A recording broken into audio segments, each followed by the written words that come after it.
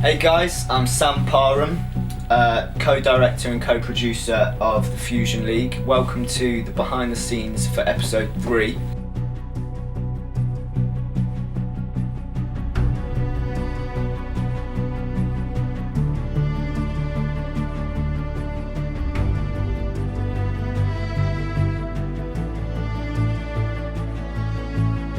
This was an episode I was really excited to get to. And the reason for that is obviously because now we're starting to build the free runners, aka the gravity gods, into the Fusion League kind of scenario.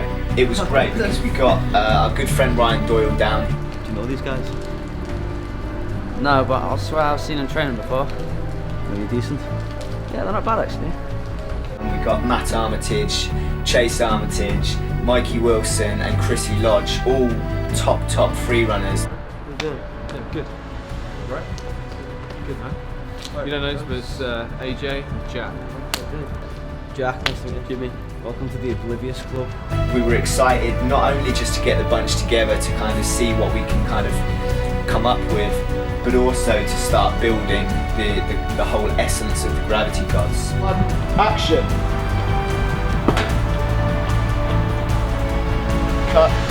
We were always going to do a bit of a building episode anyway, where we wanted to just introduce them. We didn't want to go straight in with too much of the action because then we would lose the idea of who these guys actually were. We want to build the characters up and just give a little bit of a reason for where they're coming from, why they're doing what they're doing. So Titus brought them together.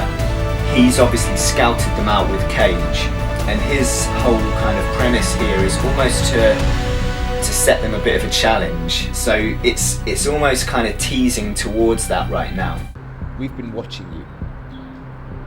This is your opportunity to take a stand. The movement order are probably watching us right now. You have each been specifically selected. I am presenting you with an opportunity and a challenge. Should you choose to accept it, I will be in touch. So we brought the guys together. They don't know that they're potentially going to become the gravity gods. They're just free runners on the streets doing what they enjoy, but obviously struggling to do so because the movement order's kind of shutting down all of that sort of stuff, all those sort of activities. And actually, obviously they mentioned that one of their friends, Swifty, actually got taken by the movement order, which hopefully will give you guys an idea of or an insight into what's going to come in the future, you know. So episode 3 started off with a little bit of free running in itself, you know. We kind of showed, we got Mikey Wilson down, we got Chrissy Lodge as well, and those two guys were basically out training when they received the text from Titus telling them that they need to kind of meet on this rooftop. They don't know what it's about, they don't know who it's from, but it kind of illustrates the fact that all of these free runners have just received this text from Titus, bringing them all together. So obviously later in the episode they come together, they still don't know what's going on, they don't know who's brought them together or why they're there, but that's when Titus comes along and he starts to introduce the fact that he's part of the Fusion League and that they're kind of interested in these guys. So it still creates a bit of ambiguity, still creates questions in their minds and hopefully in the viewers' minds as well, towards answers that are all going to be answered obviously in the later episodes 4 and 5, especially 4.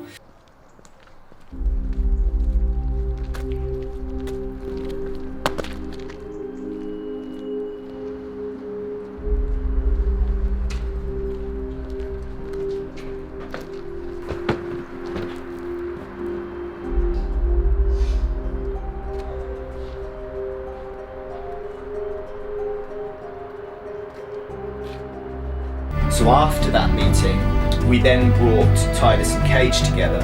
How did it go? Well, they got the message, and they turned up.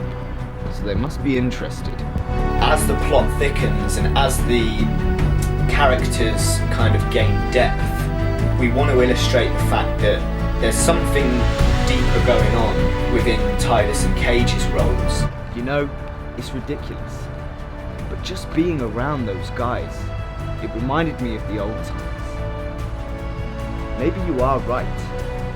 Maybe we can be good. without you, Titus. We need you back. We don't want to give away too much of what specifically those roles are, but each episode that passes, we're obviously going to give away a little bit more and a little bit more, and it's quite exciting because we've got a script writer on board now who is really kind of going to town on this and really going into depth on the backstories and where these guys came from and why the Fusion League got destroyed by the Movement Order, why the Movement Order even became established, and it's really exciting to see that develop right now. And I love the fact that we're not giving it all away straight away, because we obviously have 12 main episodes in this series. We're also going to be looking at doing some sub-episodes, and we really want to kind of get it deeper and deeper and deeper, and within that, as the next episode especially is going to illustrate, we want the action to get more kind of high impact as well. So hopefully this whole kind of thing is just building and building into something that's going to really blow up towards the last few episodes in a really kind of really exciting way, you know. Flashy car. We look a bit of a muppet in that suit. You will have all heard of the Fusion League, I assume. Yeah, but so what? Well, that is why I've assembled you here today.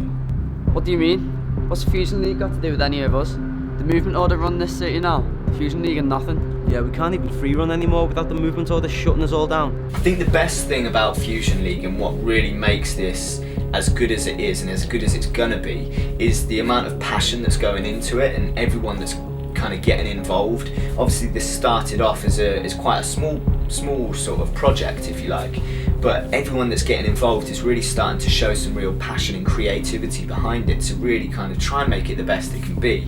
I mean, not everything always goes to plan. For example, when we were shooting Chrissy Lodge's intro video, where he's doing his training and free running, he got some really nice creative moves. And obviously the surfaces that we were kind of shooting on at the time weren't in the best condition. It was a little bit wet and slippery outside. At one point during quite a big cat leap, he actually his feet slipped down and he kind of knocked his knee on the wall. Yeah, basically just slipped a little bit. The wall's a bit wet, which I kind of didn't check, but it's quite a f***ing hole actually. Shit, son. And it's going to happen, you know. There was obviously he kind of cut his knee, but as they say, the show goes on. Chrissy was straight back up and straight back into shooting the rest of it, and that's the beautiful thing about what we've got here, is that everyone really wants to make it the best it can be, and I think that's what's going to really make it as good as it's going to be as well. So I'll briefly touch on what we can start to expect in episode 4 now as well, and as hopefully episode 3 kind of starts to give away, we're going to answer a lot more questions, but also episode 4 is hopefully going to be all about the action. A lot of it's going to be weather dependent, but we really want to get some crazy free running stuff in there now. We've built this up, we've got Chase down, we've got Ryan down, we've got Mikey, we've got Chris, we've got Matty, do you know what I mean? We've set the scene here with some incredible talent, and episode 4 is going to be all about showcasing that talent. I've been scanning the city's CCTV, but it could be anywhere. And they're not likely to be parading it around in public. We will find it. I promise.